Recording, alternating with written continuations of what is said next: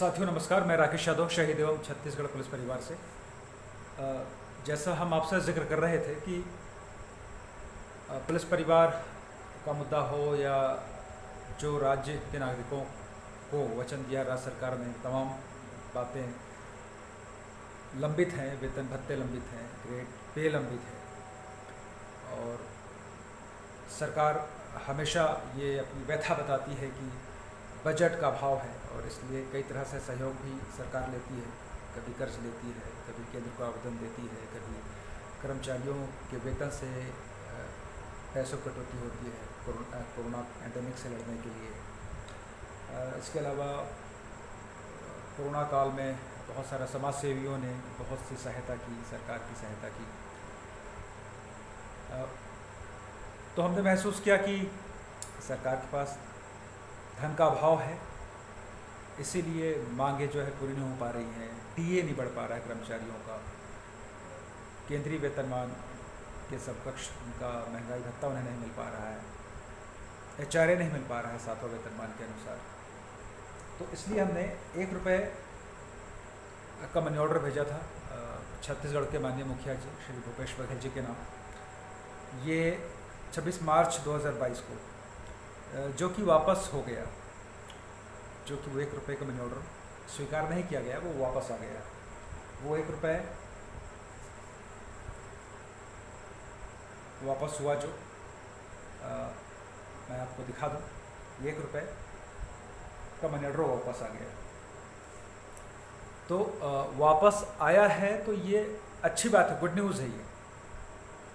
यदि स्वीकार कर लिया जाता तो निश्चित रूप से हम मानते हैं कि वर्तमान में भी आर्थिक संकट है राज्य सरकार के साथ, राजस्व की कमी है, खजाने में पैसा नहीं है, इसलिए ₹1 का मनी ऑर्डर स्वीकार कर लिया गया। स्वीकार नहीं किया गया है। आपको हम बताते चलें कि पिछले शासनकाल में भी हमने पिछली राज्य सरकार को ₹1 का मनी ऑर्डर भेजा था कि पुलिस सुधार की जो मांगे थी लंबित थी, पूरी नहीं हो पा रही थी, इसलिए हमने पिछली सरकार को भी ₹1 का मनी ऑर्डर भेजा था। पिछली सरकार में सीएम थे माननीय डॉक्टर रमन सिंह जी, तो वो ₹1 का मनी ऑर्डर भी वापस आ गया था। तो उसी परंपरा का निर्वहन हुआ है और इस बार भी ₹1 का मनी ऑर्डर वापस आ गया है। तो यदि स्वीकार हो गया होता तो हम मानते कि आर्थिक संकट है राज्य सरकार के साथ वर्तमान में भी, और हम सबसे अपील करते हैं जागरूक नागरिकों से कि आप भी यथासंभव आर्थिक सहायता राज्य सरकार की कीजिए, ताकि जो वचन लंबित हैं, जो घोषणा पत्र की बातें लंबित हैं, वादे लंबित हैं, वो पूरे हों और नागरिकों की मांगें पूरी हों, जो उचित मांग है। तो चूँकि वापस आ गया है ₹1 का मनी ऑर्डर, तो हम ये मानकर चलते हैं कि राज्य सरकार के पास आर्थिक संकट नहीं है, आर्थिक रूप से सक्षम है और सरकारी खजाने भरे हुए हैं, पर्याप्त राजस्व मिल रहा है। और जैसा लगातार समाचार पत्रों में भी आ रहा है कि शराब से भी भरपूर राजस्व हो रही है। नंबर 1 है शराब पीने में छत्तीसगढ़, तो भरपूर राजस्व प्राप्त हो रहा है, आय हो रही है। तो निश्चित रूप से हम ये विश्वास करते हैं, उम्मीद करते हैं कि जल्द ही राज्य सरकारें अपने तमाम राज्य सरकार छत्तीसगढ़ तमाम जो अपनी मांग, जो वादे हैं, जो वचन हैं, वो पूरे करेंगे और जो वाजिब जो मांग है राज्य के नागरिकों की ओर से वो पूरे होंगे, ऐसा हम विश्वास करते हैं। धन्यवाद। और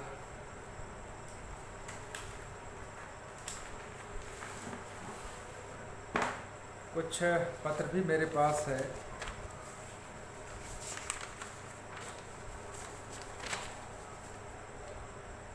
आपने देखा था जैसे सोशल मीडिया पर, फेसबुक पर, कि हमने राष्ट्रीय महिला आयोग की ओर एक शिकायत पत्र प्रेषित किया था कि छत्तीसगढ़ में 2013 से 2022 तक 2021-22 तक जो भी पुलिस परिवार की हमारी माता बहनों के साथ दमन की कार्रवाई हुई है, जो अन्याय हुआ है, उसकी जांच हो। तो ये शिकायत फाइल कर दी गई है और ये पत्र हमें मिला है, हम आपसे साझा कर देंगे फेसबुक पर, इसको सोशल मीडिया पर आप पढ़ लेंगे। ये पत्र वहाँ से जारी हुआ है 7 फरवरी 2022 को और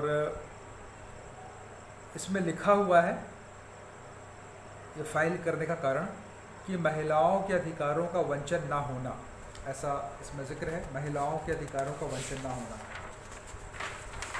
ये पत्र है। तो इसे हम साझा कर देंगे सोशल मीडिया पर, और आपसे लगे हाथ ये निवेदन भी करेंगे हमारी पुलिस परिवार की माताओं बहनों से कि आप भी शिकायत करना शुरू कीजिए, शिकायत करना सीखिए जो भी गलत होता है। और देश की हर माताओं बहनों से जो पीड़ित हैं, हर नारी शक्ति से यदि उन्हें महसूस होता है कि वो पीड़ित हैं, उन्हें शिकायत करने की आवश्यकता है, तो निश्चित तौर पर राष्ट्रीय महिला आयोग को शिकायत भेजें। आप शिकायत करेंगे तब आप अनुभव से गुजरेंगे कि आपकी शिकायत पर क्या कार्रवाई हुई, क्या नहीं हुई। यदि आप किसी कारण से अपने मन में कोई भावना बैठा लें और शिकायत ना करें, शिकायत ही ना करें, तो हमें अनुभव कैसा होगा। तो इसलिए पुलिस परिवार की हमारी माताओं बहनों से, चूँकि ये शिकायत थी कि पुलिस परिवार की माताओं बहनों के साथ जो दमन हुआ है, जो अन्याय हुआ है, उसकी जांच हो और उनके बयान हो।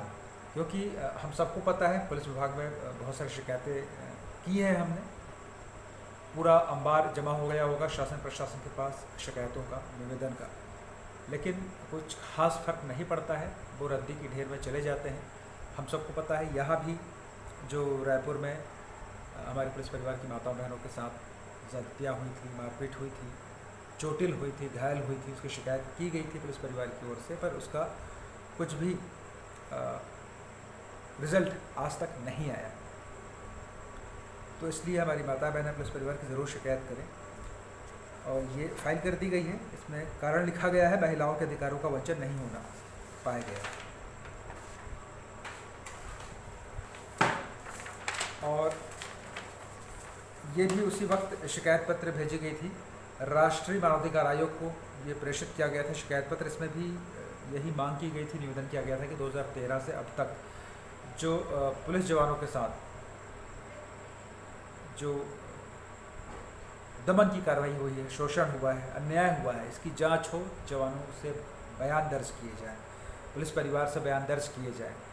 ये शिकायत पत्र भेजी गई थी और इसका जवाबी पत्र हमें मिला है।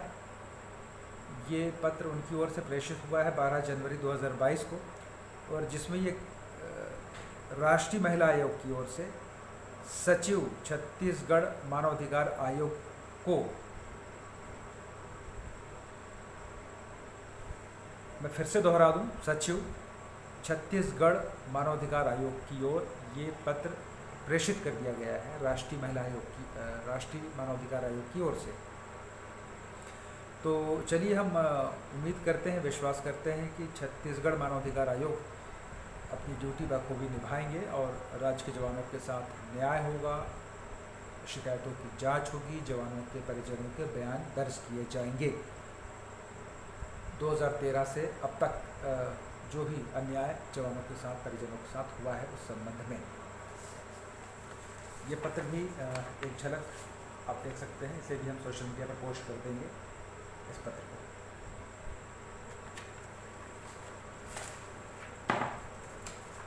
एक आरटीआई की जानकारी है, इसमें हमने वही पूछा था, सहायक रक्षकों के संबंध में उनके संविलियन की जो लगातार मांग लंबित थी राज्य शासन के पास, कि उसमें क्या हुआ अब तक। तो स्क्रीनिंग कमेटी बनी है, ये जानकारी तो बहुत पहले से सोशल मीडिया पर वायरल होती रही है, लेकिन स्क्रीनिंग कमेटी क्या कर रही है, क्या काम कर रही है, ये जानकारी नहीं आ पा रही थी। जवान परेशान थे, सहायक रक्षक साथियों का अक्सर फ़ोन भी आता था कि इसमें क्या हो रहा है भैया, कुछ पता नहीं चल रहा है। और ये स्क्रीनिंग कमेटी के लिए जो पत्र जारी हुआ है, जो पदाधिकारी इसमें नियुक्त किए गए हैं, ये पत्र में सच्चाई है या फेक न्यूज़ है, ये तमाम प्रश्न आए थे। तो हमने सूचना के अधिकार के तहत आवेदन प्रेषित किया था बस्तर आईजी ऑफिस में, और ये जानकारी आई है, हम आपसे साझा कर दें। ये एक झलक आप देख लें, ये जानकारी आई है।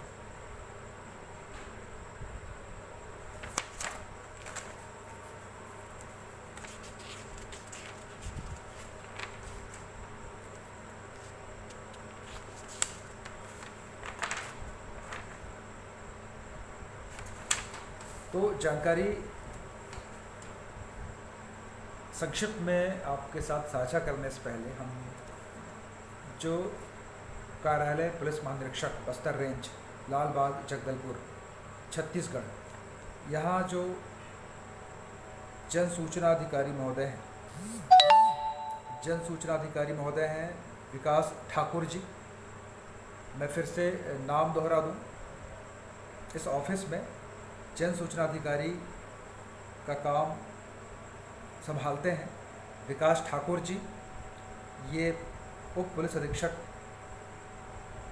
के पद पर हैं और इनसे हम अनुरोध करते हैं सर से कि कृपया जैसा पेपर वर्क आप पसंद करते हैं अपने अधीनस्थ कर्मचारियों अधिकारियों से जैसे अपेक्षा करते हैं कि वो पेपर वर्क करें, तो वैसा ही पेपर वर्क कृपया आपकी ओर से भी हो, मतलब बेहतर पेपर वर्क हो, स्पष्टता हो, ऐसे हम उम्मीद करते हैं और अनुरोध करते हैं विनम्रतापूर्वक। ये इसलिए हमें ऐसा कहना पड़ रहा है कि आप देख सकते हैं जो जानकारी आई है ये सत्यापित छायाप्रति है, जिसे हर जगह सत्यापित किया है पुलिस उप अधीक्षक महोदय ने, श्री विकास ठाकुर जी ने, उन्होंने स्वयं सत्यापित किया है। आप देख सकते हैं यहाँ पर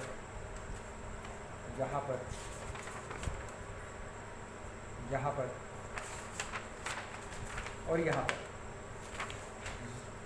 तो निश्चित रूप से उन्होंने पेपर को ध्यान से देखा होगा, पढ़ा होगा और उसके बाद हस्ताक्षर किए होंगे या सरसरी अवलोकन तो किया ही होगा।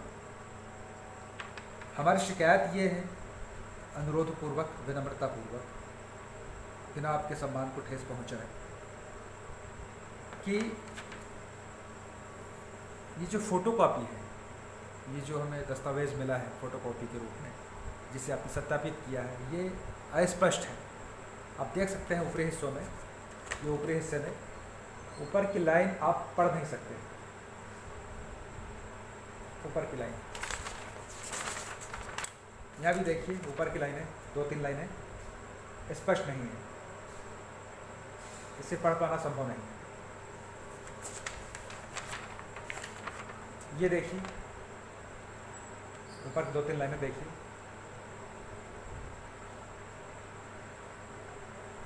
एकदम फैड है। तो और पुलिस विभाग से जानकारी मिली है, तो समझना ही चाहिए कि जहाँ कानून के मामले देखे संभाले जाते हैं, आरटीआई अपने आप में एक लॉ है, कानून है, अधिनियम है 2005 का, तो ऐसे संवेदनशील स्थानों पर यदि ऐसे पेपर वर्क होगा, ऐसी अस्पष्टता होगी, ऐसे दस्तावेज़ क्या माननीय कोर्ट में प्रस्तुत कर सकते हैं? बिल्कुल भी स्वीकार्य नहीं होंगे। कोई फरियादी यदि आपके पास एक अपना आवेदन पत्र भी भेजेगा, यदि उसमें लाइनें स्पष्ट नहीं होंगी, आप आवेदन पत्र स्वीकार नहीं करेंगे, उसका एप्लीकेशन आप रिजेक्ट कर देंगे, निश्चित तौर पर आप रिजेक्ट कर देंगे। तो हम आपसे उम्मीद करते हैं कि हमें इसके लिए कोई आवेदन पत्र दोबारा ना भेजना पड़े, सोशल मीडिया के माध्यम से इसे आप निवेदन समझें। तो आपकी वाहवाही है कि कृपया हमें ये जो जानकारी भेजे हैं आरटीआई की, इसे कृपया स्पष्ट छायाप्रति हो और उसे सत्यापित करके दोबारा भेजने की कृपा करें तो मेहरबानी होगी, क्योंकि हमने छायाप्रति शुल्क तो प्रेषित कर दिया है, दोबारा भेजने की आवश्यकता नहीं पड़ेगी, क्योंकि ये कार्य की त्रुटि है, ये आपकी ओर से हुई है। तो कृपया इसके स्पष्ट छायाप्रति सत्यापित करके भिजवाने का कष्ट करें। धन्यवाद। और जानकारी इसमें जो बात कही गई है उसमें यही कही गई है कि जो स्क्रीनिंग कमेटी बनी थी जिसमें छत्तीसगढ़ के सहायक आरक्षकों को आरक्षक पद पर संविलियन करना था, इस विषय पर जांच पड़ताल होनी थी, प्रपोजल होना था, प्रारूप तैयार किया जाना था। तो लंबी सी जानकारी है जिसमें शैक्षणिक योग्यता की बात कही गई है, समिति गठन की बात कही गई है, आयु सीमा का निर्धारण होगा और फिज़िकल इवेंट्स होंगे, ये तमाम बातें शामिल हैं। और फिज़िकल इवेंट्स में छूट भी होगी, यदि कोई घायल होगा तो इस हेतु अधिकृत होंगे आईजी साहब रेंज के। फिर वरिष्ठता सूची बनेगी, फिर सूची का अनुमोदन के लिए आईजी ऑफिस जाएगा ये, उसके बाद पद स्वीकृति हेतु प्रस्ताव भेजा जाएगा, फिर आरक्षक पद संविलियन हेतु अपात्र पाए गए सहायक आरक्षकों के संबंध में भी नियमावली का यहाँ जिक्र है, और उसमें ऐसा भी निवेदन है जो प्रारूप तैयार किया गया है, जो प्रपोजल तैयार किया गया है कि जिनका संविलियन नहीं हो पाएगा आरक्षक पद पर, तो उन्हें जो सेवानिवृत्ति की उम्र है, रिटायर होने की जो उम्र है 55 साल, उसे बढ़ा करके 62 साल किया जाएगा आरक्षक की तरह। ये सब बातें इसमें लिखी हुई हैं। और अंतिम लाइन पढ़ दूँ मैं, अतः सहायक आरक्षक से आरक्षक पद पर प्रस्तावित संविलियन हेतु स्क्रीनिंग टेस्ट का प्रारूप अवलोकनार्थ प्रेषित है। तो ये प्रारूप तैयार करके आईजी साहब श्री सुंदरराज पी साहब की ओर से, आईजी बस्तर रेंज हैं ये, इनकी ओर से ये प्रारूप तैयार करके भेजा गया है अतिरिक्त पुलिस महानिदेशक प्रशासन पुलिस मुख्यालय नवा रायपुर की ओर, छत्तीसगढ़। तो इसे भी हम साझा कर देंगे सोशल मीडिया पे आपके अवलोकन के लिए। तो ये कुछ बातें थी, और हम आ जाते हैं आखिरी में पुलिस सुधार के मुद्दे पे। जवानों की जो मांगे, जो पुलिस परिवार की मांगे लंबित है, जवान जिनका इंतज़ार कर रहे हैं कि वो मांग कब पूरी होंगी, वादे कब पूरे होंगे। तो इसके लिए मैं संक्षेप में कह दूं कि पिछले शासनकाल में दमन हुआ, पुलिस सुधार नहीं हुआ। वर्तमान जो सरकार है, इन्होंने वचन दिया था, घोषणा पत्र में, इनके वचन पत्र में है पुलिस सुधार। तमाम मंचों से ये स्वीकार किया गया कि पुलिस सुधार हम करेंगे, हमारी सरकार बनेगी। तो पुलिस परिवार ने एक तरफा लाखों वोट देकर के कांग्रेस को भारी बहुमत से जीत दिलाई। लेकिन अब चौथे साल हमने आकर के अनुभव किया कि राज्य सरकार ने सिर्फ आश्वासन दिया, निवेदन स्वीकार नहीं किया, अपना वचन नहीं निभाया, बल्कि दमन की शुरुआत हो गई। जेल की यात्रा हम भी कराए कांग्रेस सरकार में। हमारे 4 साथी अभी जेल में निरुद्ध हैं, जिनकी जमानत का आदेश हो गया है माननीय हाई कोर्ट से। अब जिलेवार सेशन में बेल होगी, जो औपचारिकता जो होती है वकील के द्वारा वो होगी उसके बाद। तो जब कोई सरकार वचन की पालना ना करे, जब वाजिब मांग स्वीकार ना हो, तो अब नागरिक क्या करे। तो जैसा हम हमेशा कहते हैं कि देश में लोकतंत्र है, लोकतांत्रिक शासन प्रणाली है, तो लोकतंत्र के दायरे में ही रहकर, उस मर्यादा में रहकर ही हमें काम करना है। छत्तीसगढ़ी में एक कहावत है कि हाय करेले प्राण नहीं निकले। तो मातम मनाने से, दुखी होने से, निराश होने से, बेतहाशा गुस्सा करने से सुधार नहीं होगा, मांग पूरी नहीं होगी। तो कैसे होगी? तो यह सवाल स्वाभाविक है कि फिर मांग पूरी कैसे होगी। हम हमेशा ये कहते हैं कि योजनाबद्ध तरीके से संगठित हो करके सही दिशा में हम बढ़ते रहेंगे तो लक्ष्य हासिल होगा। कई बार लक्ष्य जल्दी हासिल होते हैं जब संगठन ज़्यादा मजबूत होता है, तो कई बार लक्ष्य देर से हासिल होते हैं जब योजना में की जो बात की जाती है कि जिस तरीके से किसी विषय को लेकर के आगे बढ़ा जाए, संगठन जितना मजबूत होगा सफलता उतनी जल्दी मिलेगी। लेकिन योजनाबद्ध तरीके से उस दिशा में चलना होगा। जैसा हम फिर कह रहे हैं कि यदि सरकार मांग पूरी ना करे, वादे पूरी ना करें, तो हमें एकजुटता का परिचय देकर के मर्यादित तरीके से, लोकतांत्रिक तरीके से आगे बढ़ना होगा। अभी लगातार सोशल मीडिया में अपील की जा रही है, हर नागरिक से अपील की जा रही है कि स्वराज अभियान के लिए कमर कस लें। जब स्वराज स्थापित होगा तो तमाम सुधारों की दिशा खुलेगी, सुधार की शुरुआत होगी। वो चाहे शिक्षा व्यवस्था में सुधार हो, स्वास्थ्य व्यवस्था में सुधार हो, पुलिस व्यवस्था में सुधार हो, चाहे शासन प्रशासन की तमाम और क्षेत्र जो हैं उसमें सुधार की बात होगी, सुधारों की शुरुआत होगी, न्याय व्यवस्था में सुधार होगा, चुनाव व्यवस्था में सुधार होगा, तमाम दिशा खुलेंगे, सुधारों की दिशा में काम होगा। तो स्वराज हमें इस ज़मीन पर उतारना होगा। गांधी जी का स्वप्न था स्वराज, उस स्वराज को ज़मीन पर उतारना होगा सामूहिक प्रयास से। जैसे लगातार अपील कर रहे हैं कि जब नेताओं की सभा होती है, जनप्रतिनिधियों की सभाएं होती हैं, तो वहाँ पर सवाल करिए।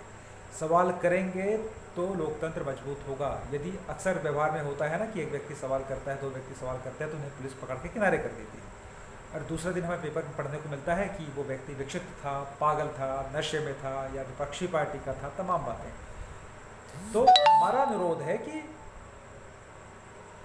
जब एक दो व्यक्ति को किनारे कर दिया जाता है बल के द्वारा, तो सभा में उपस्थित अधिक से अधिक नागरिक, बल्कि पूरी सभा खड़े होकर सवाल करें ना, किन्हें किन्हें किनारे किया जाएगा, किन्हें अरेस्ट किया जाएगा, कितने लोगों को जेल भेजा जाएगा। क्या सारे राज्य, सारे देश को एक दिन जेल में तब्दील कर दिया जाएगा? लोकतंत्र है, आपको वोट कौन करेगा फिर? तो वोट करने के लिए तो नागरिकों का जेल से बाहर होना जरूरी है ना। विरोधाभास एक है, हम सब जानते हैं कि जेल में रह करके आप चुनाव लड़ सकते हो, लेकिन जेल में रह करके आप वोट नहीं दे सकते। है ये विडंबना है हमारे भारतीय लोकतंत्र की, बहुत सारी विडंबना है, उस पर बात फिर कभी करेंगे। तो सुधार होगा, हम फिर कह रहे हैं, स्वराज की दिशा में बढ़ना होगा। और जब चुनाव आए तो उम्मीदवारों से नागरिक सभा में एक साथ खड़े होकर के शपथ पत्र की मांग करें। 100 रुपये के स्टैम्प पेपर तैयार रखें, नोटरी तैयार रखें, लैपटॉप, प्रिंटर सब तैयार रखें। वहाँ पर जो वादे कर रहे हैं जनप्रतिनिधि, उम्मीदवार, चुनावी उम्मीदवार जो वादे कर रहे हैं, वो वादे टाइप करवाइए, स्टैम्प पेपर पर टाइप करवाइए, प्रिंट आउट लीजिए, हस्ताक्षर लीजिए उम्मीदवार महोदय का, और नोटराइज कराइए, और उसकी फ़ोटोकॉपी दीजिए उम्मीदवार महोदय को। फ़ोटोकॉपी तमाम दुनिया जहान में बांटिए, ओरिजिनल अपने पास संभाल के रखिए, ताकि यदि वो अपना वचन पूरा नहीं करते हैं तो उन्हें हम चुनौती दे सकते हैं, कोर्ट में चुनौती दे सकते हैं, उसमें लिखवा लें। जैसा पिछले दिनों आपने जो नुक्कड़ नाटक स्वराज अभियान का जो ग्रुप रीडिंग हुआ, आपने यूट्यूब वीडियो के माध्यम से उसे देखा सुना, और फिर से आपसे हम यहाँ से भी अपील करते हैं कि उसे ज़्यादा से ज़्यादा साझा करें, देखें, सुने, नुक्कड़ नाटक खेलें, जो गांधी जी के यूट्यूब चैनल के माध्यम से वायरल हुआ है। तो उम्मीदवार से लिखवा लें, यदि आप अपने वादे की दिशा में ईमानदारी से नहीं बढ़ते हैं तो 1 वर्ष में हम इस्तीफ़ा दे देंगे, मैं इस्तीफ़ा दे दूँगा, इसे लिखवा लीजिए। और तमाम जो सरकारी बजट है वो ऑनलाइन होना चाहिए, ये भी लिखवाएं, ऑनलाइन होना चाहिए, पता तो चले उस सरकारी धन का हो क्या रहा है, सबको पता चले। हर चीज़ गूगल में है, तो सरकारी धन, जो राजस्व है, जो देश का, जो राज्य का राजस्व है, जो सरकारी पैसे हैं, सरकारी खजाने में जो पैसे हैं, जो विकास कार्य में लगते हैं, जो जनता के पैसे हैं, तो उसका हिसाब किताब तो ऑनलाइन हो। जनता को पता होना चाहिए, नागरिक को पता होना चाहिए कि हमारे पैसों का उपयोग क्या हो रहा है, उपयोग हो रहा है कि दुरुपयोग हो रहा है, पता होना चाहिए। तो स्वराज ज़रूरी है, कमर कसना पड़ेगा। हर चीज़ का एक समय होता है, और वो एक दिन फलीभूत होता है। लगातार विश्वास के साथ, पूरे आत्मविश्वास के साथ, पूरे साहस के साथ सही दिशा में लक्ष्य की ओर बढ़ना ज़रूरी है। जय छत्तीसगढ़, जय हिंद।